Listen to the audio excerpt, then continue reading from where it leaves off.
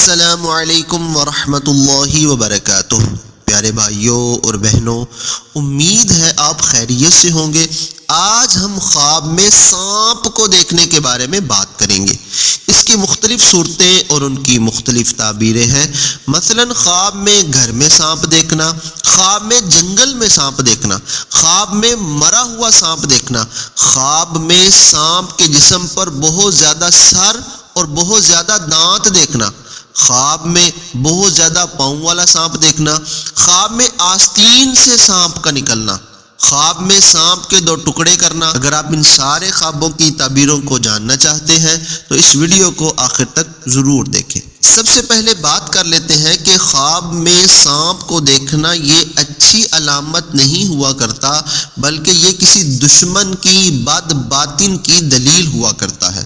اگر کوئی شخص یہ دیکھتا ہے کہ اس کے گھر میں سانپ ہے تو یہ گھریلو دشمن پر دلیل ہے کہ اس کے گھر میں سے کوئی اس کا دشمن ہوگا، اور اگر کوئی شخص یہ دیکھے کہ اس نے جنگل میں سانپ دیکھا ہے تو یہ کسی بیگانے اور غیر دشمن کی دلیل ہے جو اس کے گھر سے تعلق نہیں رکھتا۔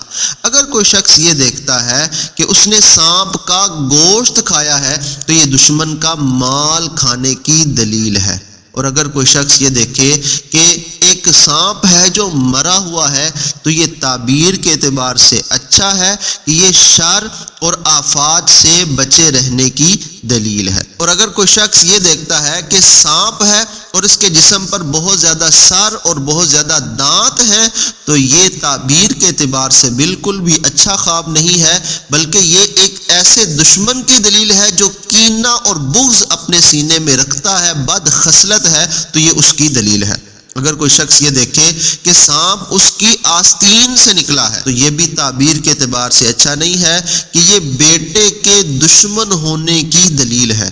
اگر کوئی شخص یہ دیکھتا ہے کہ اس کے بستر پر سانپ مرا ہوا ہے تو یہ بھی تعبیر کے اعتبار سے اچھا نہیں ہے کہ یہ اس کی بیوی کے مرنے کی دلیل ہے۔ ایسے شخص کو چاہیے کہ اللہ کی بارگاہ میں کچھ نہ کچھ صدقہ کرے۔